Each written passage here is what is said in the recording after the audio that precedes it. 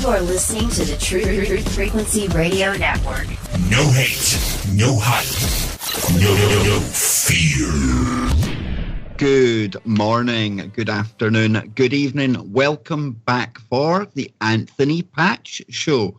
It is that time of week again. I'm his co-host, Kev Baker, and of course we are joined by the main man himself, Anthony Patch. Another week already, and I say it all the time, but it just seems to me that as every week goes by, time is condensing. Maybe I'm getting older, but it just goes faster and faster. But that's a good thing, right? Because we're all becoming really well accustomed to these Friday shows between myself and Anthony, and a various plethora of guests that he brings into the mix. And later on, as the show progresses, we'll be joined by one of those very people. Hollywood's very own David Evener will be joining us in hour number 2. I absolutely love that guy. He's the perfect fit for the Anthony Patch Show. And of course, tonight we're also going to be defining D-Wave and getting into those pesky Mandela effects. But before we do any of that, you've not come to hear me. You've come to hear the man himself from an undisclosed location somewhere on the US continent. Anthony Patch, how you doing? Hey, beautiful. I'm living next door to L.A. Marzulli at an undisclosed location deep in the Santa Monica Mountains. I've moved into my own mansion on the hill. How about that? I'm so fabulously wealthy. I thought you were going to say you're living in a dimension parallel to Gordy Rose. Well, Gordy Rose lives at the bottom of the hill. We don't allow him up at the top of the canyon anymore. Now, Tony, before we get into the serious stuff tonight, and it's not that the Mandelas aren't serious, but we mentioned a few weeks ago how we thought we predicted with the announcement that there would be a movie coming out, the Mandela Effect movie, that this was now going to be forced into the public kind of consciousness. It's going to become really big. And this week we've had more kind of Mandela madness hitting the mainstream, haven't we? We have, and I'm going to have you introduce that in just a moment. Would you like me to give the scenario that we've been painting for folks about how we see this whole Mandela effect playing out in the public consciousness? I think it's worthwhile because we're always gaining new listeners here, Tony, and I'm sure they're keen to hear your take on it. Well, we've defined it as quantum pollution derived from the interdimensional communications going on between D-Wave and fallen angels. And by their own Gordy Rose statement back as far as 2013, saying that they are grabbing resources from parallel dimensions and bringing those resources into our dimension. And therefore, I call it quantum pollution. And the Mandela effect is a psychological operation. There's nothing physically that is changing. It is only that our minds are being affected, and that gives you some sense of the scope and scale of the abilities of communications that are taking place with the dark side, and it bleeding over into our reality, thus revising our reality, the title of one of my books. Here's the deal. The Mandela effect, being a psychological operation, will carry on through a pre-planned strategy. The strategy being they want to be able to eliminate history, the historical record. Now, I would like to refer people to a movie that was made based upon a book called Fahrenheit 451. And Kev, go ahead and give a little personal note on Fahrenheit 451 from your history. Go ahead. Well, when I was in school taking English, we had to choose a book for writing a report on for our higher English exam, and it was all your usual stuff of mice, of men, that kind of stuff. Then there was one other book sitting there, sci-fi kind of number. I remember the cover on it quite well. And it was by Ray Bradbury, and it was this book, Fahrenheit 451. And it was basically books were banned. They were going about, they were burning books at that temperature. And I was saying to Tony before the show, kind of tongue-in-cheek, that perhaps this is a perfect example of where the future can affect the past.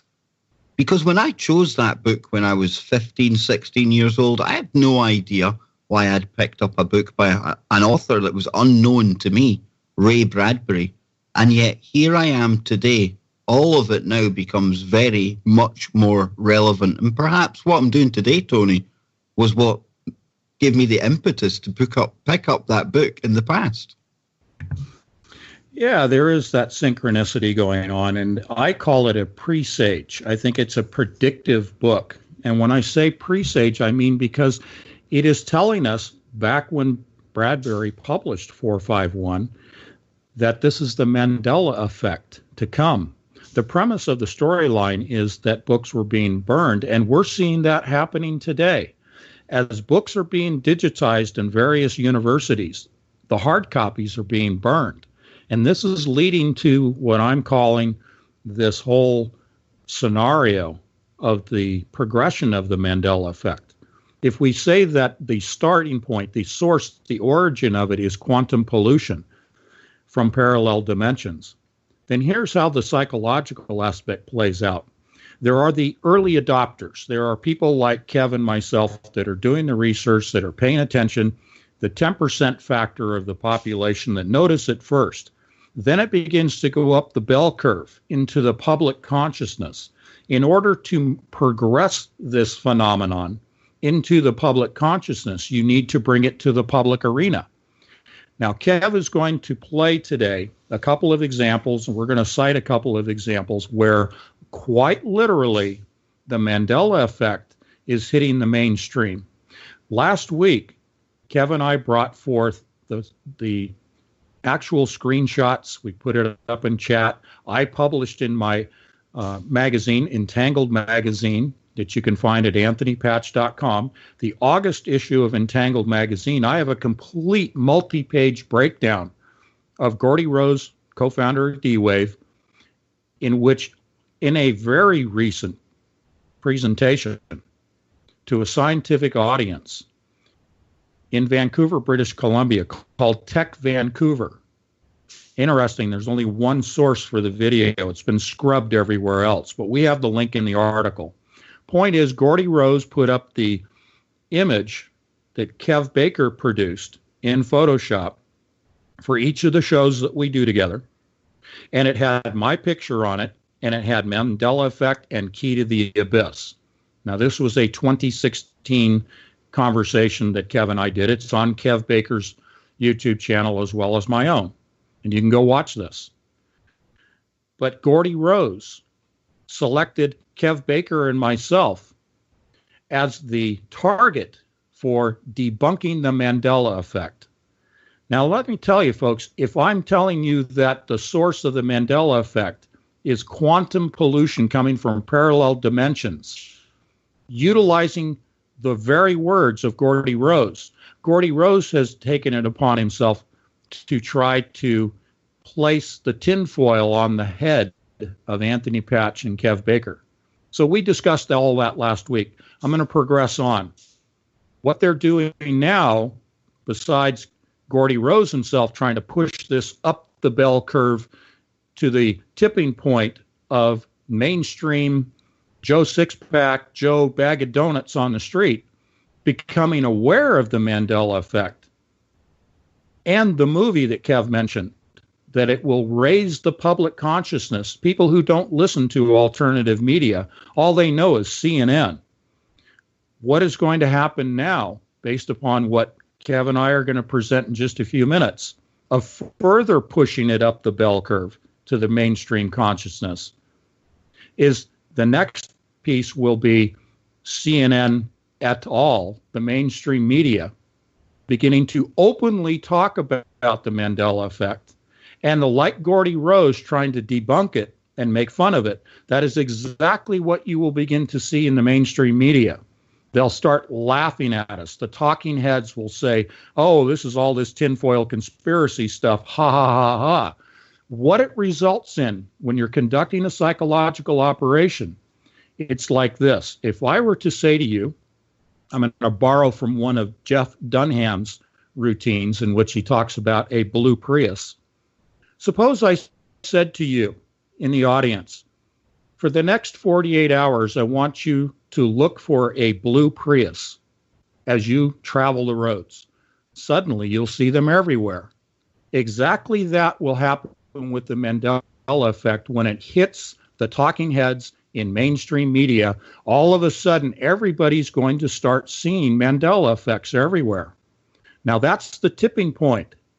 Going down the other side of the bell curve, here's what you're going to begin to see manifesting in the mainstream consciousness of Joe Bag of Donuts out there, as my friend the Rose Nose likes to say.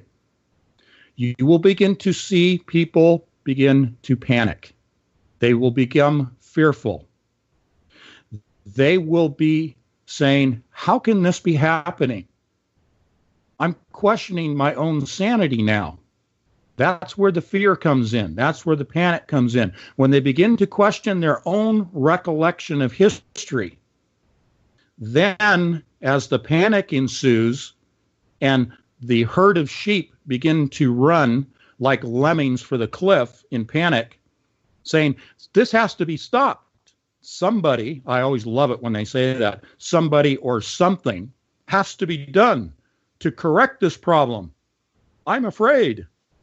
Oh, let's go to the priesthood in science, the guys with the white lab coats. Let's go for the solution. Let's ask the experts. Oh, okay. Let's get the guys they put on the History Channel and Discovery Channel and mainstream media with their white coats on, who are the physicists and the cosmologists and the astrobiologists, for the answers. Okay, well, these guys are all paid shills. So what are they going to say? Well, they're going to say, it's false. There is no Mandela effect. It's all tinfoil. And you know how they're going to bring this to a conclusion? They're going to eliminate the historical record. They're going to burn the books, Fahrenheit 451. If they remove the physical evidence, even though it's only in our minds that we see the physical having been changed, if you take the Bibles that people think have been modified because of the Mandela effect, that they're reading the Bible and other things, those are the things that they will begin to burn. So watch for the Bible burning, folks, because the solution coming from the priesthood is to remove the historical record. That's why they're digitizing books at the universities. That's why they're burning the books at the universities after they digitize them. And this will happen around the world using the psychological operation of the Mandela effect as their excuse for getting rid of the historical record. If you get rid of the historical record, you can write your own future. And that's how it's going to play out, and I stand by it. Go ahead, my friend. He who controls the past controls the future, and the priesthood that Tony keeps on referring to, that's these men and women in white coats that are rolled out, you know the ones, and they are the priesthood from the church of pseudoscience. That is literally what they are. But Tony shared with me one clip that has come out in the past week. In fact, I think it actually came out today, and this is set to get people really talking about it, because Jeff Dunham, the comedian, the ventriloquist, I mean, really clever guy. He is huge in this country, in America, around the world, and he is now bringing up the Mandela effect. Take a listen to this. It's the bottom of the 8th inning, and so far it's been... Walter, where's the wife? At a birthday party. Whose? Hers. Shouldn't you be there? I already said no on the Evite. I want to watch the game. Oh, come on. How about YouTube and epic fail compilations? What? You know, idiot stunts gone wrong, and it's always, my balls. That's entertainment to you. Yes. You know, I finally have a chance to watch a game in silence, and now you're going to ruin it. I'll shut up. Hey, I was just on the internet and discovered something I could not believe. CNN? No. Have you ever heard of the Mandela Effect? No, I have not. And I don't need to know. It's the unexplained phenomenon where you remember something a certain way, but in fact, it never happened. That would be Alzheimer's. Oh, you worried you might get that? No, I'm worried Jeff might. Then we're all screwed. but the Mandela thing. People claim it's because of a parallel universe or that time travelers have altered things in the past. Okay, like in the Terminator, but without robots or explosions. Yes, but important stuff, like movie quotes and cartoon characters. Oh, someone please kill me. They call it the Mandela Effect because some people swear Nelson Mandela died in prison when in fact he did not. Mandela Effect. Whatever. I'm going to ask you a series of questions. Please don't. At the end of The Empire Strikes Back, what does Darth Vader say to Luke? Luke, I am your father. No, he does not. He says, no, I am your father. Mandela Effect. Wait a minute, are you sure? Yes. Hey, in the game of Monopoly, does Mr. Pennybags, the banker, wear a monocle? Of course he does. No, he does not wear a monocle. Mandela Effect. Hey, so does this mean it's possible I thought I was married, but I'm not? No, you're still married. Oh, shit. Hey, here's another one. Spell Oscar Mayer. Hold on, let me do that song. My the first name is Oscar. My is the second Meyer. Mandela Effect. You just said Meyer, but in fact it's Mayer. Tell me if I spell this right. F-U-C. Okay. Fine. I'll stop. Let's watch the game. Hey, what the hell? Something's changed about you. What? What are you talking about?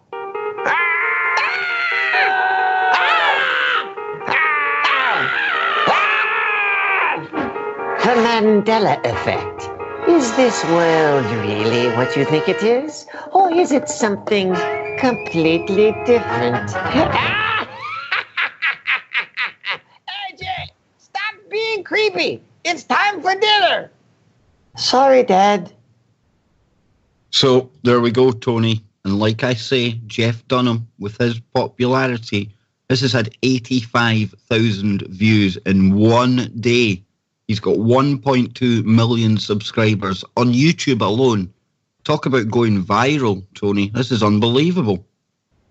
Yeah, you know, his jalapeno on the stick, he's going to have an Oscar Mayer on a stick.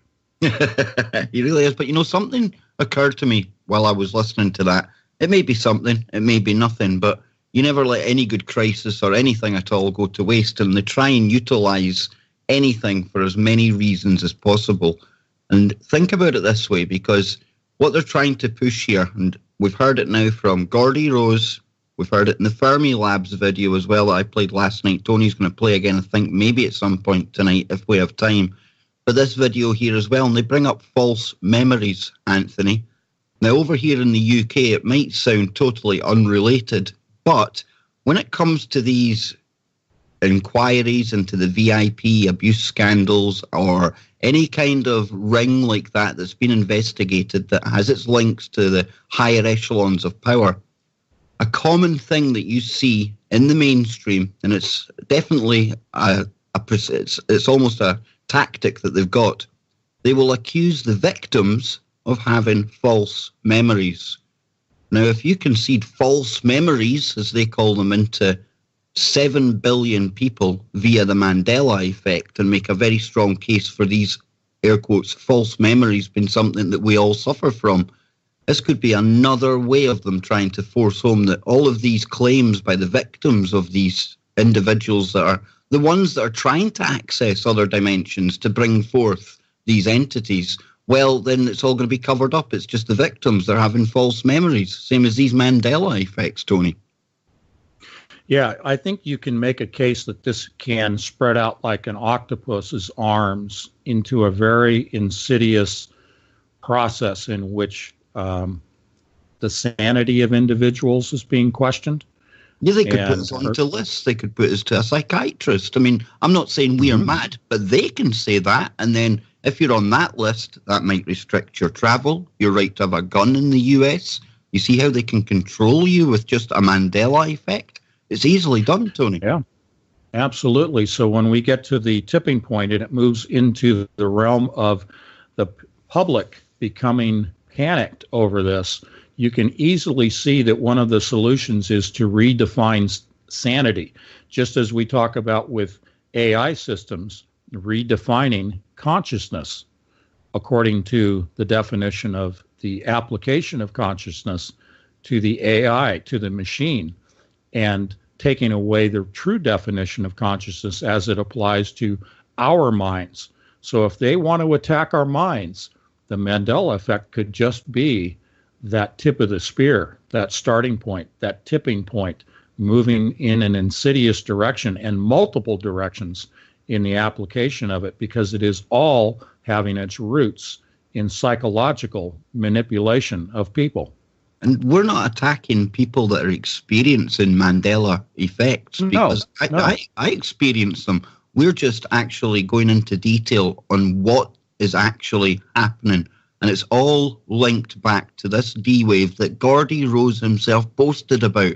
He boasted about the fact that it was going to other dimensions and bringing back the answers and extra resources as well. So he's the one that started all of this. And even recently, when he was speaking at that Tech Vancouver, he done nothing to dispel that, because he just said we merely hijacked his idea of what he put out there, Tony. Yeah, and as the audience knows, I always try to be very definitive. I try to define. I try to be very specific in the critical thinking and in the critical dialogue. And that's why I spent 8 pages of transcribing Gordy Rose's own words from 2013, as well as his most recent discussion about Kev Baker and myself related to D-Wave and the Mandela Effect. So that's all in the August issue of Entangled Magazine, available through anthonypatch.com. And we will, after the break, we got about 4 minutes, we're going to define what the name D-Wave represents. What is the origin of the name D-Wave? Why does this computer company, a quantum computer company, utilize that name D-Wave? And so we're going to give you the origins of that. This is straight out of physics. This is not conjecture. Okay, we'll show you where it comes from. It's from the hard science. Go ahead. No, it really is. And, just on the D-Wave, just a story that came out just recently, and I found this quite interesting, because you've got the Department of Energy who are now teaming up with D-Wave, Tony, and they're going to be accessing their quantum cloud. Now, we've often spoke about people like NASA, customers like the NSA, Lockheed Martin, but this is almost like a new branch of D-Wave that's opening up now, isn't it? It's nothing new right enough, but now we're starting to see companies who are actually signing up and using their quantum cloud.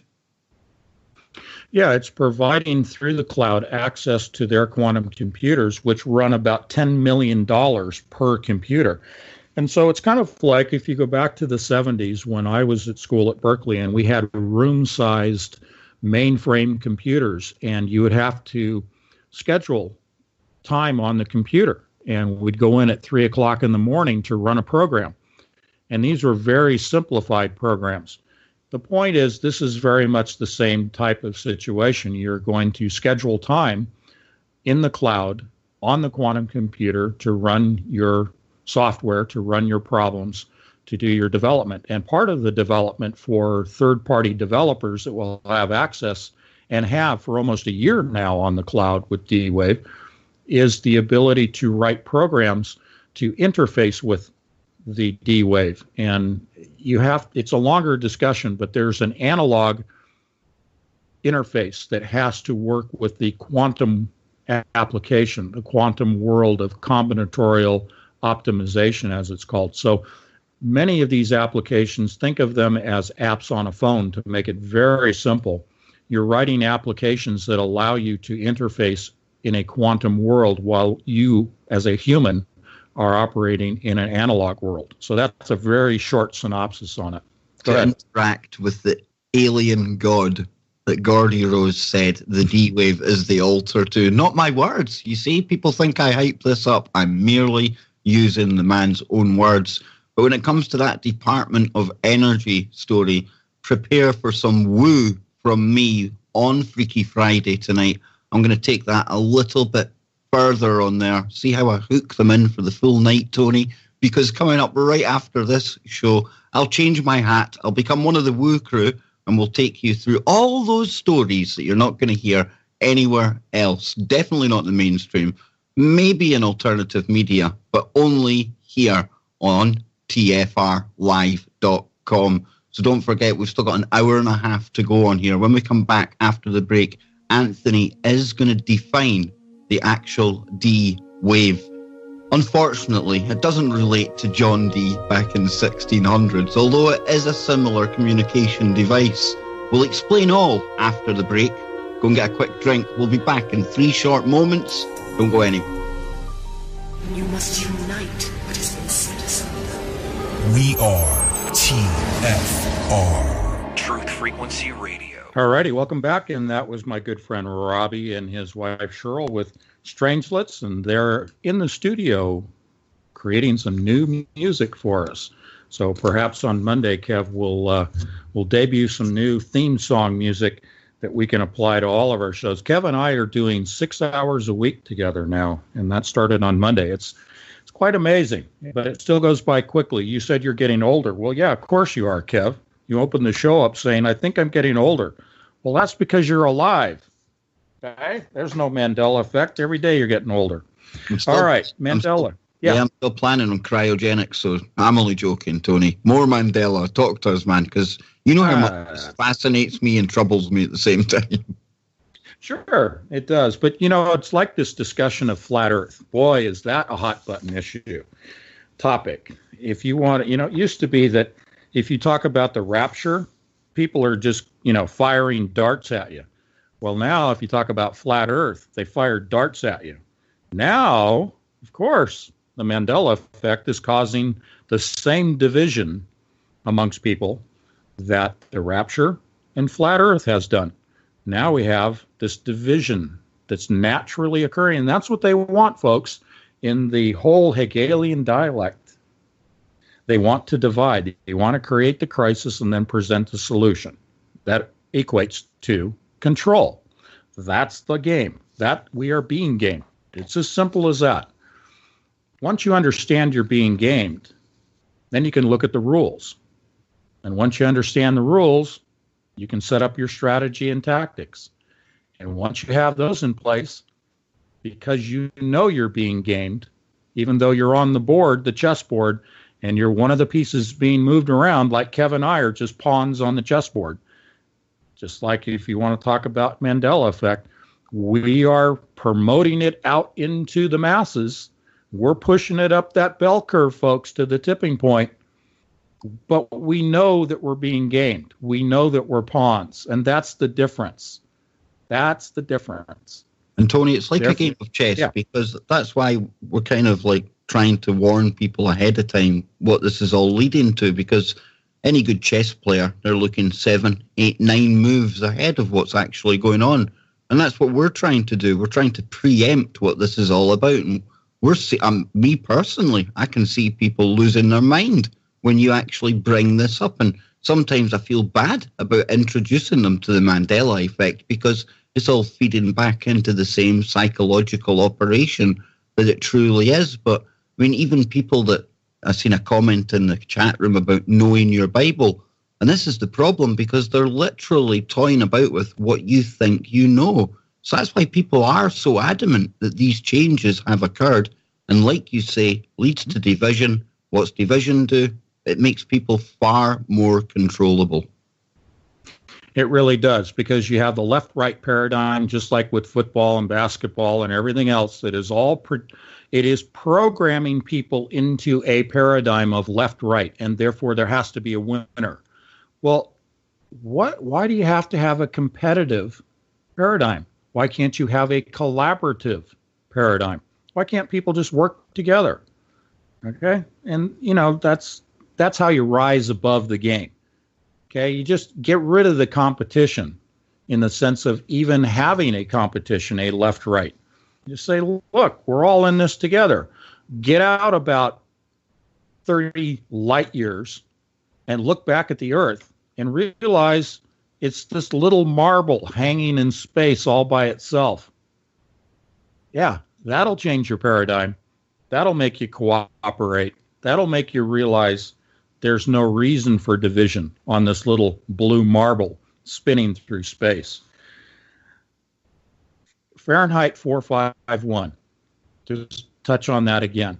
Their solution was to memorize the books, learn them as stories, use the oral history like Native Americans and others, and repeat the story, repeat the book to the next generation so that it stayed intact in the minds. And they were testing each other to make sure that they were not changing the story, that they were repeating it exactly as it was written in a given book. And then the books were destroyed by the state.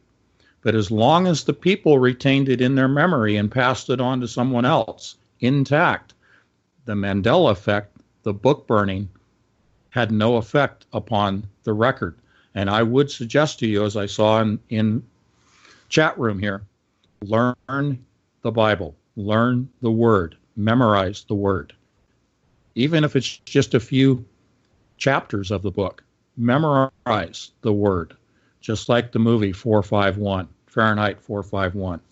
Okay, we're going to talk about D-Wave. And related to the letter D, I'm going to just a little shout out to my buddies.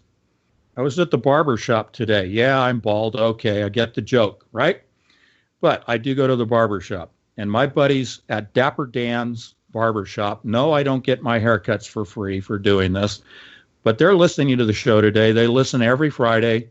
The guys, I just want to shout out. We had a great opportunity to speak to the Word, to the Bible, to the nature of our relationship with Jesus Christ. And that's so much fun. You should have heard us laughing in there. We had a great time. And we were talking about the Mandela Effect, and we were talking about quantum physics, mixed in with talking about the Bible. Okay, so this doesn't happen just here on the show. This is what it's all about, folks.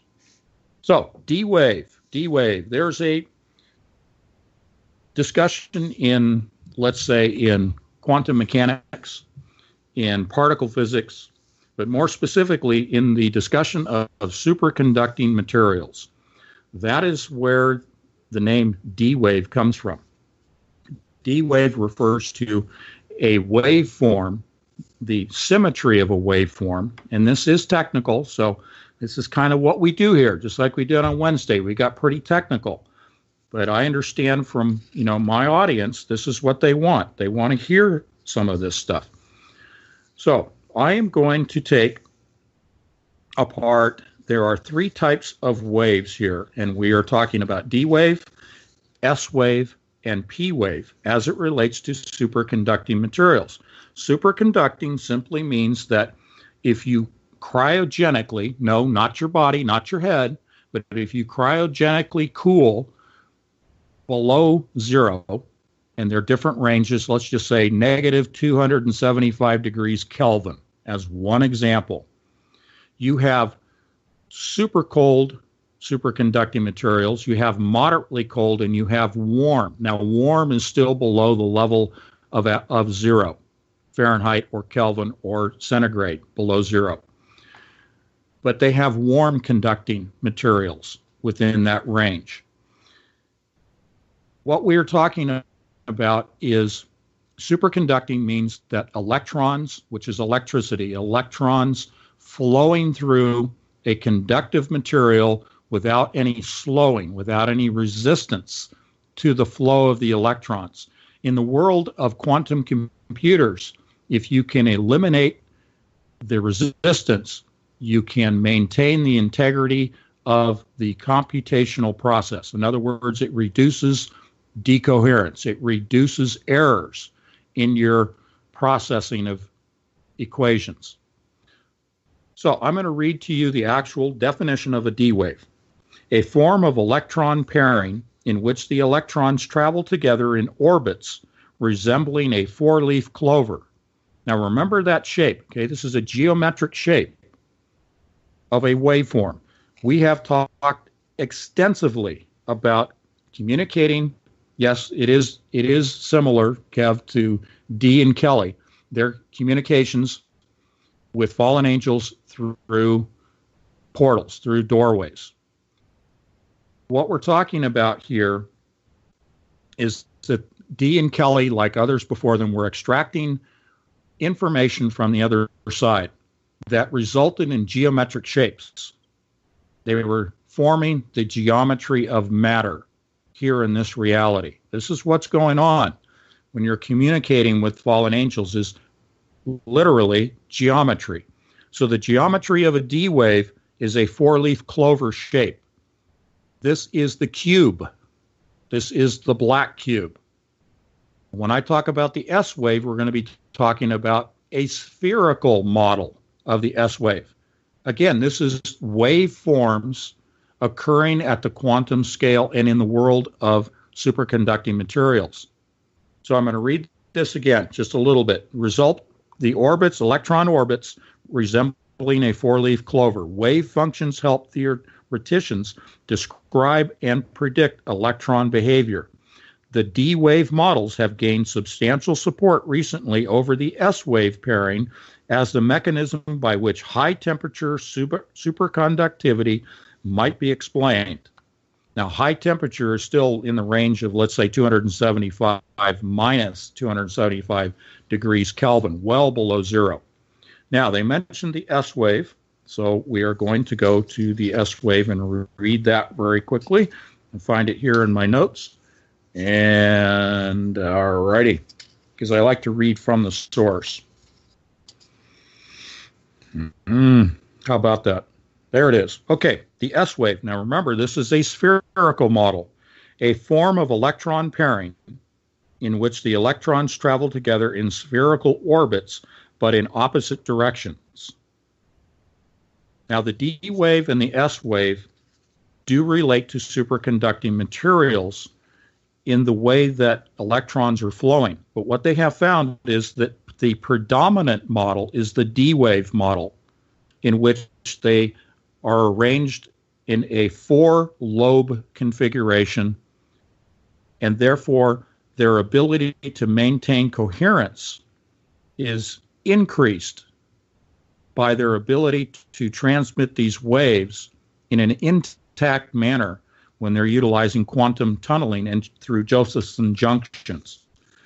Now there's another wave, I'll get to the Josephson in just a moment. The P wave is a rare form of electron pairing in which the two electrons travel together in spherical orbits, with both having the same direction of rotation. So in S wave, the electrons flow in opposite directions within a spherical model. The P wave are all traveling in the same direction. Now they move through a Josephson junction, which is a phenomenon named for graduate student Brian Josephson, who predicted that electrons would tunnel through a narrow, less than 10 angstrom non-superconducting region, even in the absence of an external voltage. Now, I won't get too deep into that. Those are the connectors. This is where the quantum tunneling takes place with D-Wave's quantum computers. D-Wave realized that the most efficient model of moving electrons through a superconducting material was in the four-lobe model, resulting in a cube. And therefore, you see this whole reference to the cube being the shape of their enclosure, which is, of course, just an easy way to enclose something.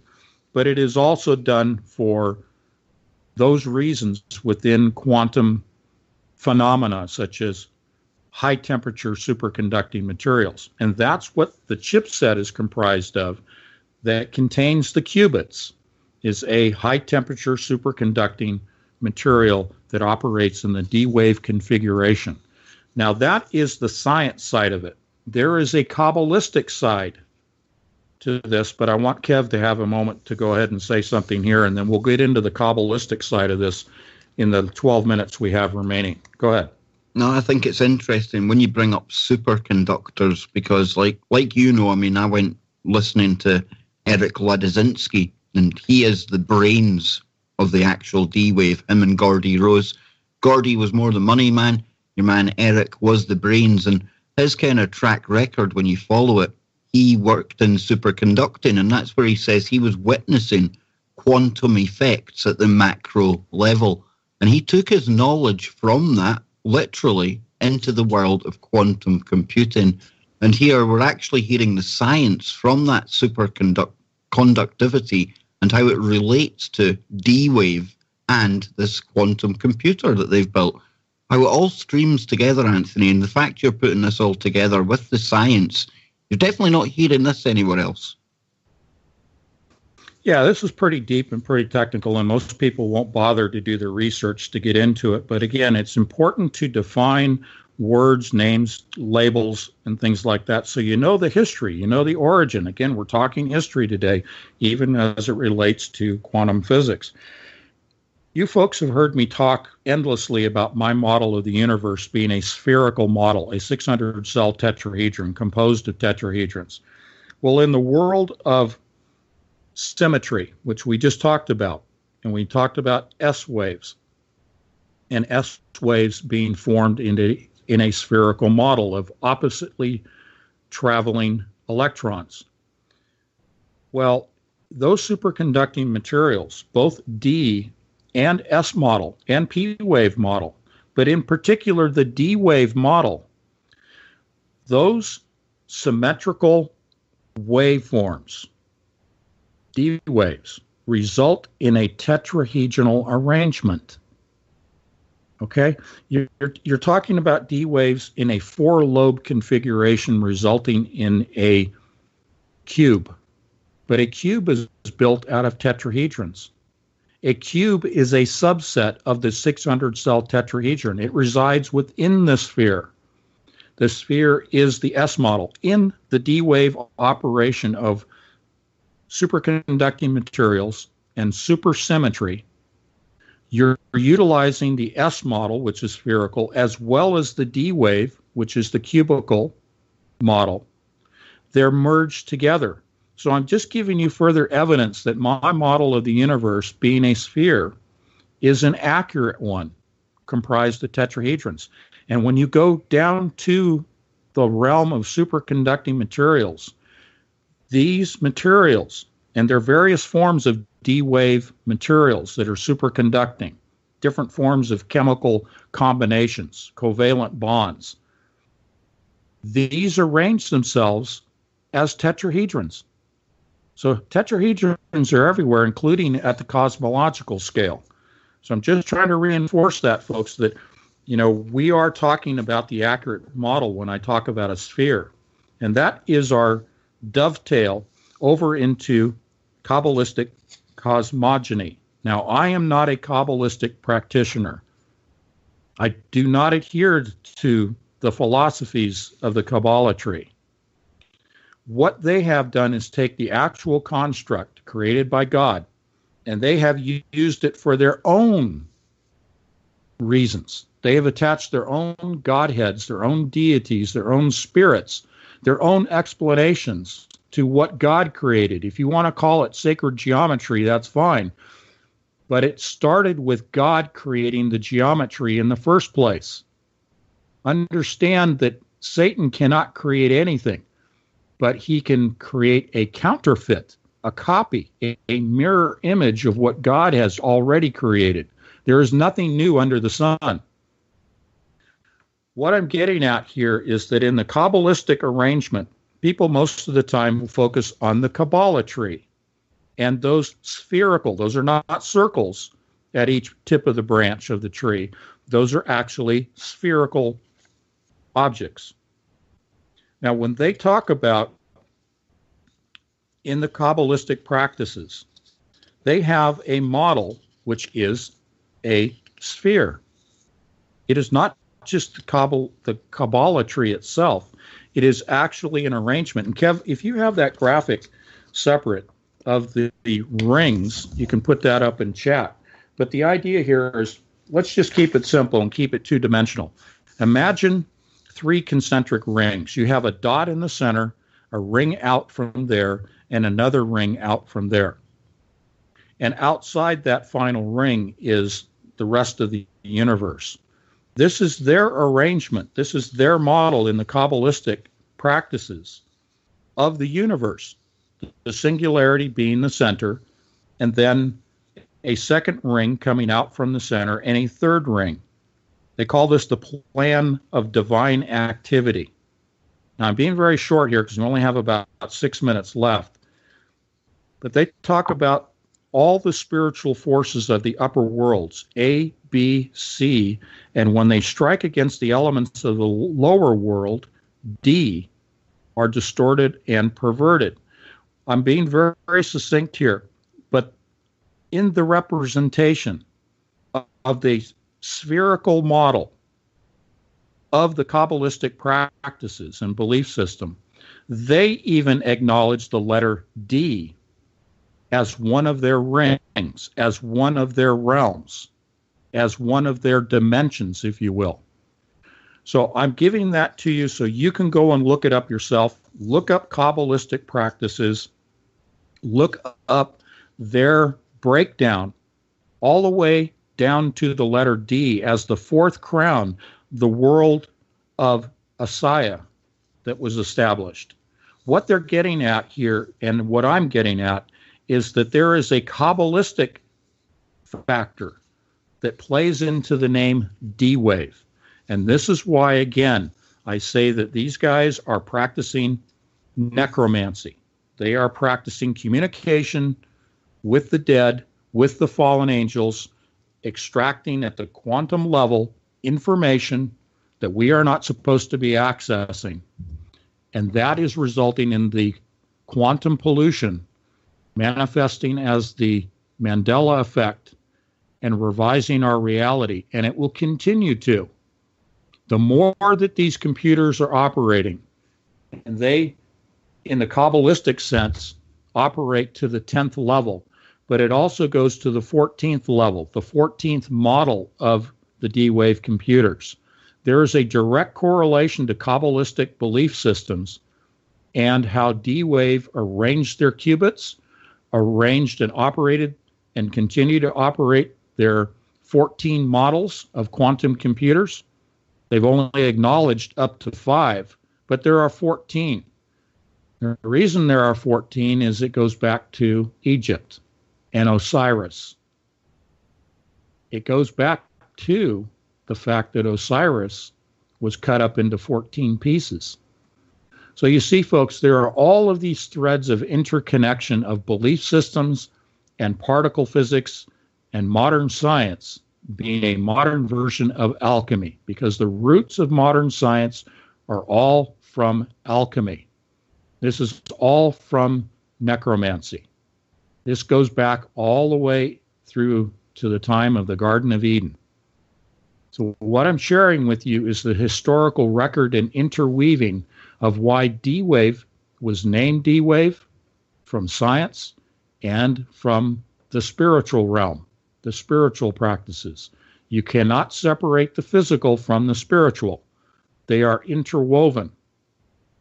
This is my case for saying that the Mandela Effect is quantum pollution because of the operation of interdimensional computers by their own statements accessing literally now thousands upon thousands upon thousands.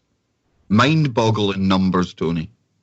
Mind-boggling, as Gordy Rose himself said, his own words, of parallel dimensions. The last point on this I'm going to make is that 2 shows ago I said to Kev Baker, if you stand in the middle of a spherical model, a 600-cell tetrahedron, and look around, you will see tetrahedrons.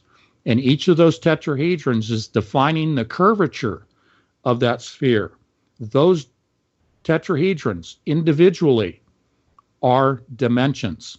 These are concentric circles moving out in all directions into a spherical outer limit, an event horizon that composes all of these dimensions as concentric circles of a sphere of concentric, not parallel dimensions. The parallel dimensions that Gordy Rose talks about and mainstream science talks about are based upon the paradigm of the cube, the straight lines, the parallel lines of the cube model. When in fact the real model that they will not tell you about is their own Kabbalistically origined spherical model, S wave plus D wave models. D wave cube, S wave spherical, Kabbalistic arrangement of their belief system of the universe. I am not a practitioner of the Kabbalistic. I'm telling you, they counterfeited God's creation, God's model, and assigned it to their own practices and deities. Forget about parallel dimensions. They are concentric dimensions in the real model, the 600-cell tetrahedron. Go ahead, Kev. We got about a minute and a half. Well, I mean, we've got one of our good friends coming up after the break, hopefully, Anthony. We've got David Heavener going to join us, right? Yes, indeed. This is his project, is The Last Evangelist, and this is a Christian-based television series that he is going to be producing. Kev and I have been honored by advising him on a technical level with this, and David is going to fill us in on the latest developments in the Last Evangelist project, and it is a self-funded project, and I think we're about to launch a perhaps a GoFundMe campaign, but certainly a crowdfunding campaign to help him raise money. So go ahead. And of course, don't forget, folks, coming up after Anthony Patch's Freaky Friday, and then straight after that, we've got Chris and Cherie Geo. They'll take you beyond the veil, and you can only get that right here on tfrlive.com. We'll be back. Don't go anywhere. This is Truth Frequency Radio. The wicked ones obviously under heavy Masonic influence. Welcome back, everyone. It's hour number 2, right here on the Anthony Patch Show, and you can find us on tfrlive.com. You can find Anthony's work, including the books that he has penned, and also, of course, Entangled e-magazine. You'll find details about the upcoming forum as well, all over at anthonypatch.com. I'm Kev Baker. I'm his co-host, and we are joined, of course, by the man himself, Tony. Into hour number 2 already. See, I told you things were speeding up. Yeah, I'm getting all older by the minute, just like you.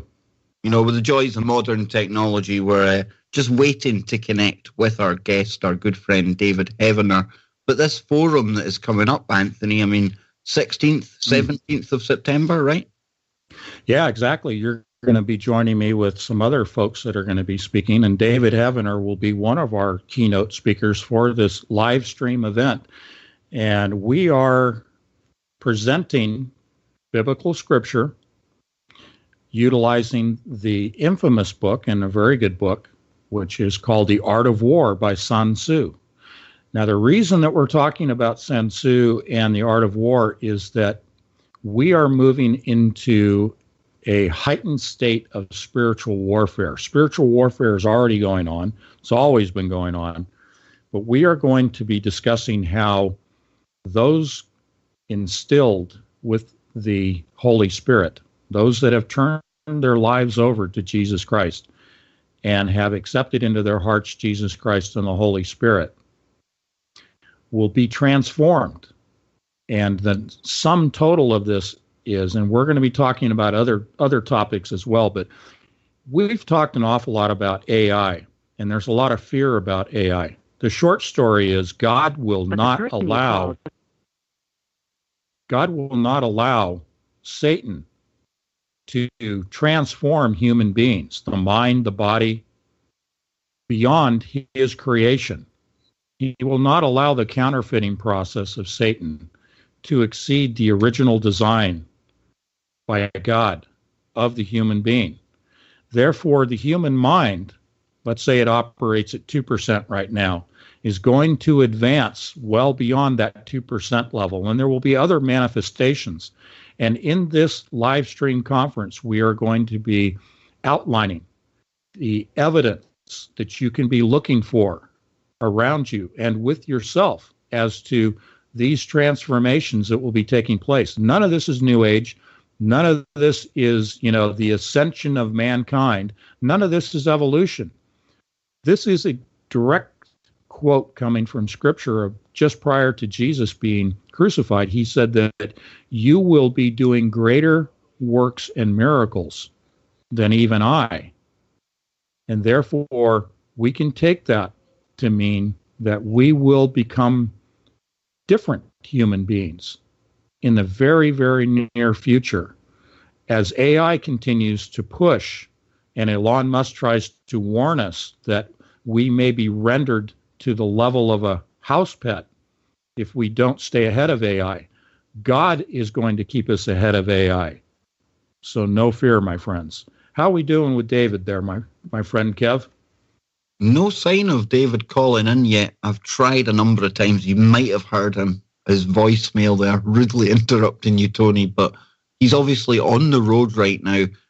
Trouble connecting with him, but we'll try. I'm emailing him as we speak, so I'll let you continue wherever you want to go. I mean, after all, it is your show, Tony.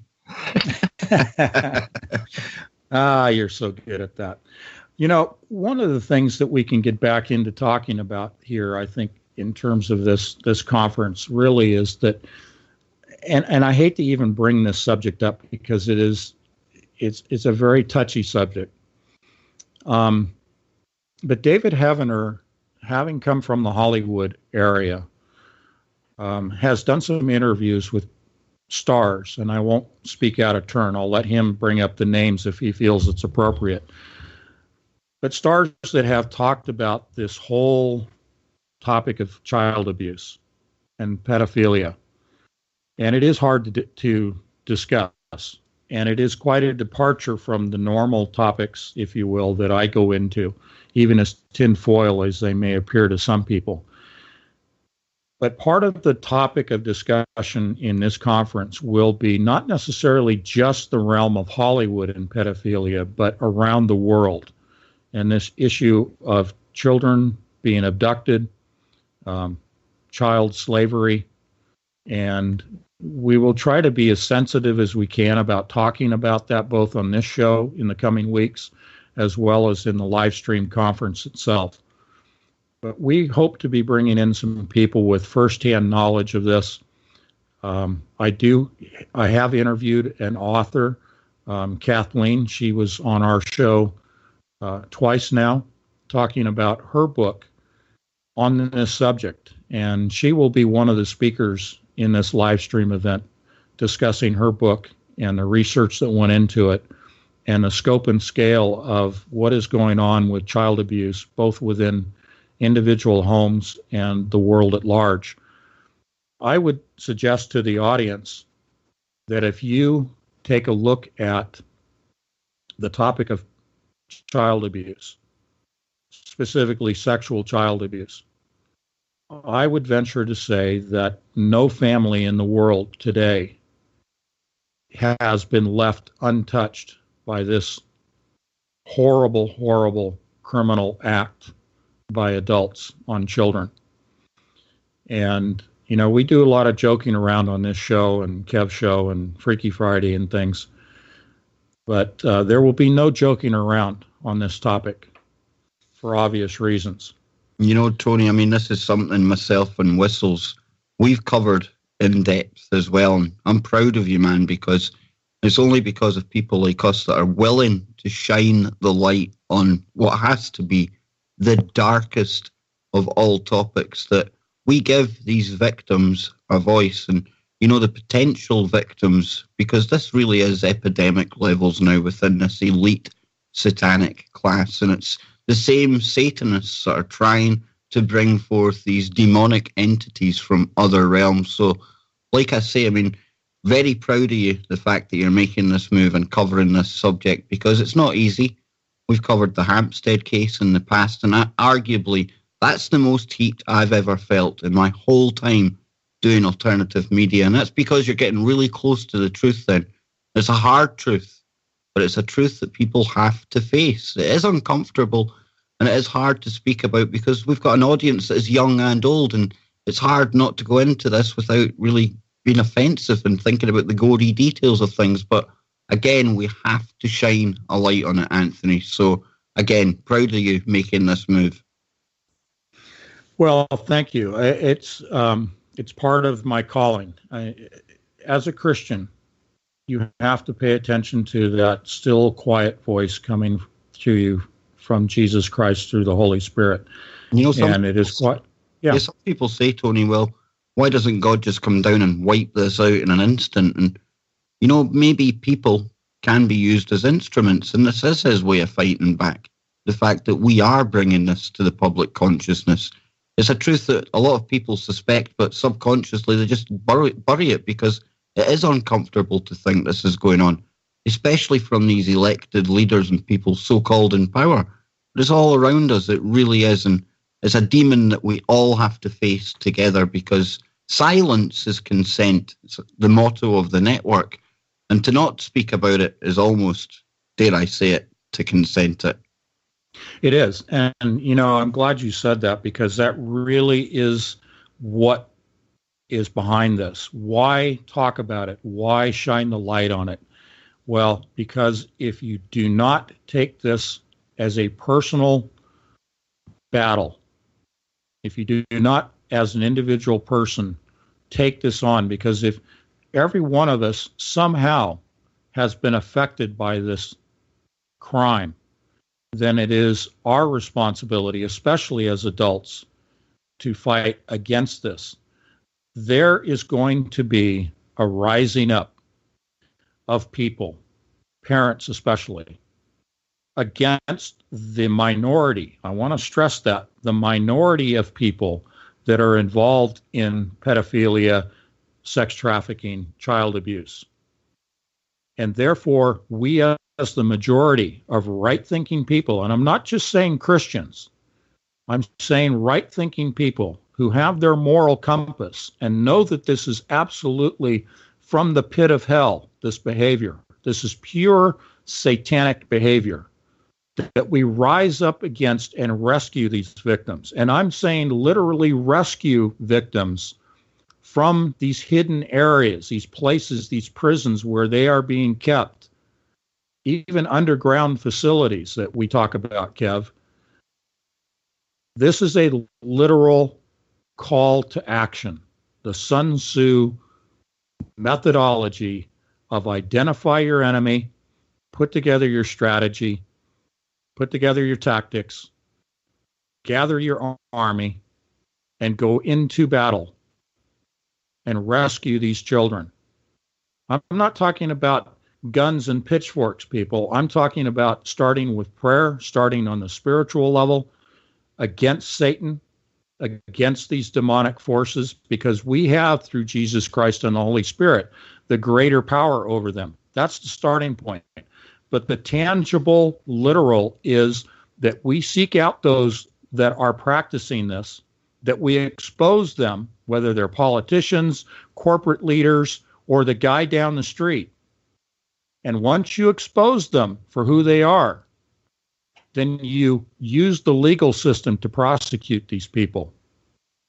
If enough people in society rise up and say, we are not going to turn a blind eye and a deaf ear, we are not going to tolerate this, as someone said in chat, this disease that is satanic, and we weed this out of our communities, we have the greater power. We have God on our side, and this is an already defeated foe, Satan and his minions. And if we rise up against this already defeated foe as a collective army and say, no more, it's not a matter of saying enough is enough. There is no degree of legitimacy. It is an absolute campaign of saying, no, there is zero tolerance to this at an individual level and at a societal level. And I know that this is putting myself and the people involved in this conference, in this forum, as we're calling it, it is putting us at personal risk. But you know what? There's no fear, because this is God's calling. This is God's plan. This is God's power over an already defeated foe, which is Satan. And in the name of Jesus Christ, he is a defeated foe. And we step out boldly onto the battlefield, not stupidly. We go in prepared, and that's what this whole conference is about, is preparing you for battle. It's one thing to talk about prophecies. It's one thing to talk about what's perhaps coming or what Scripture says.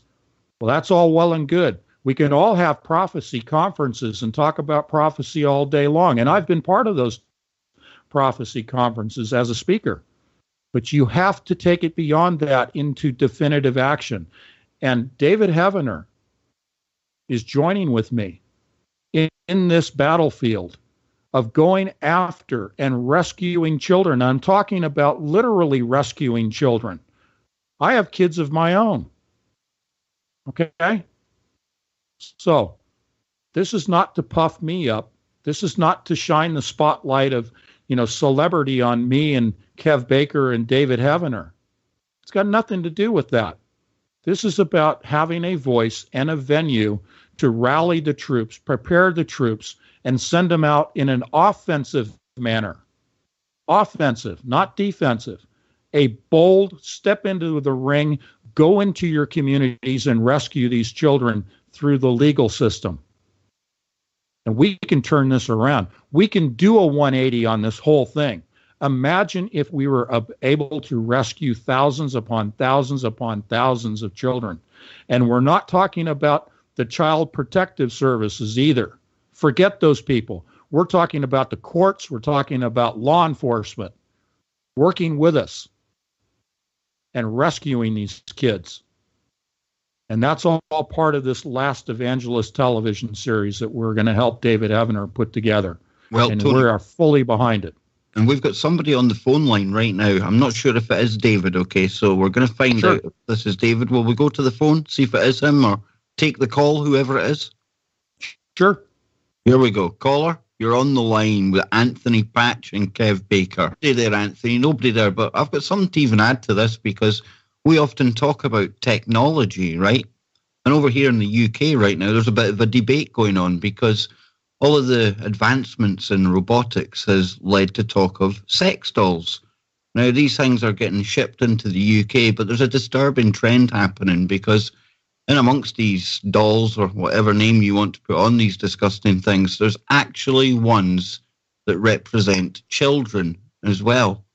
And the debate is whether you should actually be allowing this, so that the argument they put forward is, Anthony, not me saying this, but these perverts, these sickos, these paedophiles, well, if they can have a robot, then that will stop them offending in the real world with a real child. Are you kidding me? This is just encouraging this behaviour. In fact, this will lead to more problems. And for me, it's the normalisation of this sick, satanic behaviour that will be one of the cornerstones of any new world order if they get their wildest dreams. But just take a little listen to a clip here. It's only 1 minute, Anthony, but it sums it all up. Sure.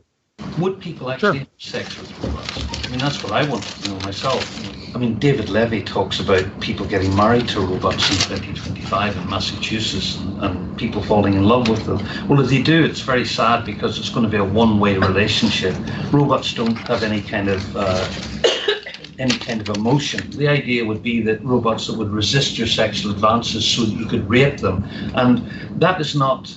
Some people say, well, that's better that they rape robots than rape real people. Okay, that's one of the arguments. So one of the arguments goes, rape robots, you can have enjoyable with your wife and all nice and stuff, but when it comes to rape, if you have a rape fancy, you can go off and rape a robot. Now, the worst one in here that we had to talk about is sex dolls of children for paedophiles. Now, these are already being made and shipped from Japan by a self-confessed paedophile who says he's never had sex with a child because he made this robot for that reason. And that's the world we're moving into, Anthony. Yeah. Let's talk about it on a personal, spiritual level. This is opening personal gateways to demonic possession.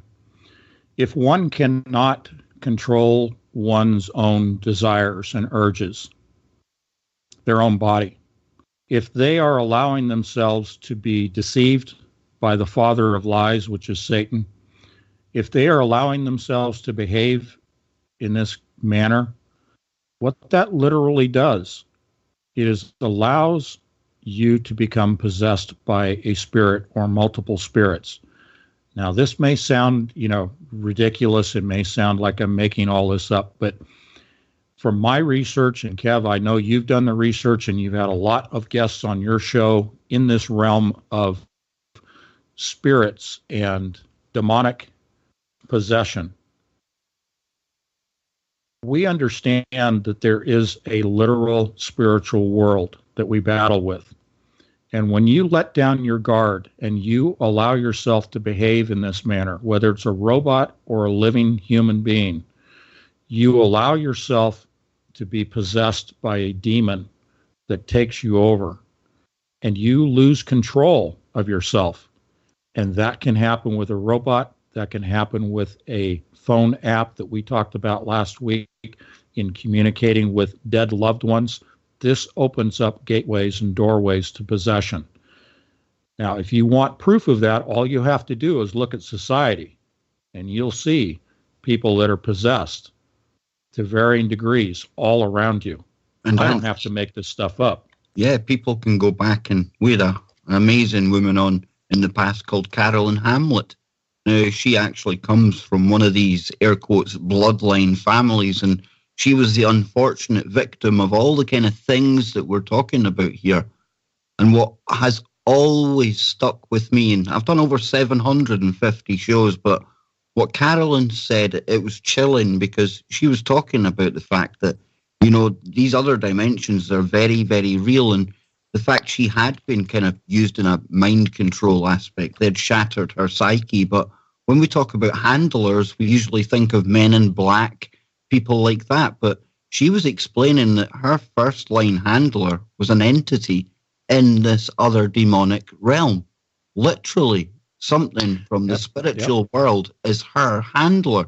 And that'll never leave me at all. And that really opened my mind to this whole spiritual aspect to it. You can't separate the spiritual from the physical because it is tied so closely together. Yeah, I just want to warn the audience that as we move forward in discussing this on my show, specifically on Fridays in more depth, I will be moving away from these technical discussions like we did today on D-Wave. I will be moving more deeply into this discussion of pedophilia and child abuse, so I'm just warning you ahead of time. I ask you, anyone who's listening to the show, for your prayers for Kev Baker, myself, David Heavener. I want to mention Kathleen, who is the author of her upcoming book on child abuse, which is Pigtails and Potter's Field. It'll be out in the fall. Pigtails and Potter's Field is 600 pages long. It's a fast read. It is a novel, but it is very specific in terms of what it is based upon in actual hardcore research into this subject. So prayers for Kathleen as well. What I'm getting at here, folks, is that there's a shift that is occurring in my spirit. I have been all about science and technology, and I will continue to. And Kevin and I will cover that on his show. But in my shows, especially on Fridays, this is going to be the predominant discussion, is this campaign, this rallying of the troops and preparing the troops to go rescue children. There are organizations on the internet. There are organizations of former Special Forces troops in the United States that are currently doing these operations.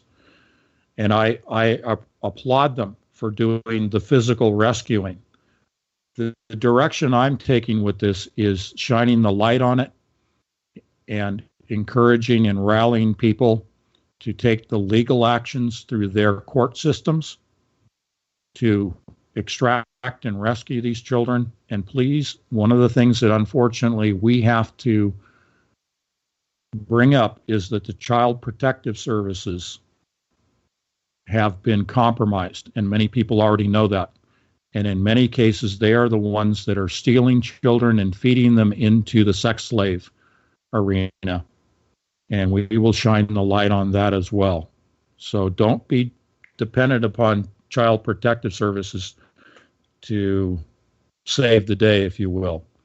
This has to be something that you personally address. And if you have an uncle, if you have, a nephew, if you have people that you know about personally that are conducting themselves this way, in which they are abusing children, and let me tell you, it can be an uncle abusing a niece. That's how close it gets. And of course, fathers and their own daughters and their own sons. It's not strictly a female issue. And if you know about it and fail to act, then you're condoning it. What I'm telling you is that as a moral person, even if it's in your own family, you have got to go after it. You have to put a stop to it. It may be that you're only aware of one child as a victim, but it doesn't stop there. If there's one, there are multiple victims in the background. Of the scope and scale of the abilities of communications that are taking place with the dark side and it bleeding over into our reality, thus revising our reality, the title of one of my books. Here's the deal. The Mandela Effect, being a psychological operation, will carry on through a pre-planned strategy. The strategy being they want to be able to eliminate history, the historical record.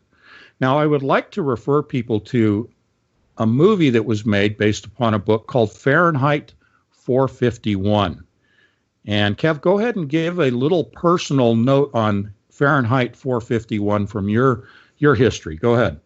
Well, when I was in school taking English, we had to choose a book for writing a report on for our higher English exam. And it was all your usual stuff of mice, of men, that kind of stuff. Then there was one other book sitting there, sci-fi kind of number. I remember the cover on it quite well. And it was by Ray Bradbury. And it was this book, Fahrenheit 451. And it was basically books were banned. They were going about, they were burning books at that temperature. And I was saying to Tony before the show, kind of tongue-in-cheek, that perhaps this is a perfect example of where the future can affect the past. Because when I chose that book when I was 15, 16 years old, I had no idea why I'd picked up a book by an author that was unknown to me, Ray Bradbury. Kevin and I brought forth the actual screenshots. We put it up in chat. I published in my magazine, Entangled Magazine, that you can find at anthonypatch.com. The August issue of Entangled Magazine, I have a complete multi-page breakdown of Gordy Rose, co-founder of D-Wave, in which, in a very recent presentation to a scientific audience in Vancouver, British Columbia, called Tech Vancouver. Interesting, there's only one source for the video. It's been scrubbed everywhere else, but we have the link in the article. Point is, Gordy Rose put up the image that Kev Baker produced in Photoshop for each of the shows that we do together. And it had my picture on it, and it had Mandela Effect and Key to the Abyss. Now, this was a 2016 conversation that Kev and I did. It's on Kev Baker's YouTube channel as well as my own. And you can go watch this. But Gordy Rose selected Kev Baker and myself as the target for debunking the Mandela Effect. Now, let me tell you, folks, if I'm telling you that the source of the Mandela Effect is quantum pollution coming from parallel dimensions, utilizing the very words of Gordy Rose has taken it upon himself to try to place the tinfoil on the head of Anthony Patch and Kev Baker. So we discussed. You're listening to the Truth Frequency Radio Network. No hate, no hype, no fear. Good morning, good afternoon, good evening. Welcome back for the Anthony Patch Show. It is that time of week again. I'm his co-host, Kev Baker, and of course we are joined by the main man himself, Anthony Patch. Another week already, and I say it all the time, but it just seems to me that as every week goes by, time is condensing. Maybe I'm getting older, but it just goes faster and faster. But that's a good thing, right? because we're all becoming really well accustomed to these Friday shows between myself and Anthony and a various plethora of guests that he brings into the mix. And later on, as the show progresses, we'll be joined by one of those very people. Hollywood's very own David Evener will be joining us in hour number 2. I absolutely love that guy. He's the perfect fit for the Anthony Patch Show. And of course, tonight we're also going to be defining D-Wave and getting into those pesky Mandela effects. But before we do any of that, you've not come to hear me. You've come to hear the man himself from an undisclosed location somewhere on the US continent. Anthony Patch, how you doing? Hey, beautiful. I'm living next door to L.A. Marzulli at an undisclosed location deep in the Santa Monica Mountains. I've moved into my own mansion on the hill. How about that? I'm so fabulously wealthy. I thought you were going to say you're living in a dimension parallel to Gordy Rose. Well, Gordy Rose lives at the bottom of the hill. We don't allow him up at the top of the canyon anymore. Now, Tony, before we get into the serious stuff tonight, and it's not that the Mandelas aren't serious, but we mentioned a few weeks ago how we thought we predicted with the announcement that there'd be a movie coming out, the Mandela Effect movie, that this was now going to be forced into the public kind of consciousness. It's going to become really big. And this week we've had more kind of Mandela madness hitting the mainstream, haven't we? We have, and I'm going to have you introduce that in just a moment. Would you like me to give the scenario that we've been painting for folks about how we see this whole Mandela effect playing out in the public consciousness? I think it's worthwhile because we're always gaining new listeners here, Tony, and I'm sure they're keen to hear your take on it. Well, we've defined it as quantum pollution derived from the interdimensional communications going on between D-Wave and fallen angels. And by their own Gordy Rose statement back as far as 2013, saying that they are grabbing resources from parallel dimensions and bringing those resources into our dimension. And therefore, I call it quantum pollution.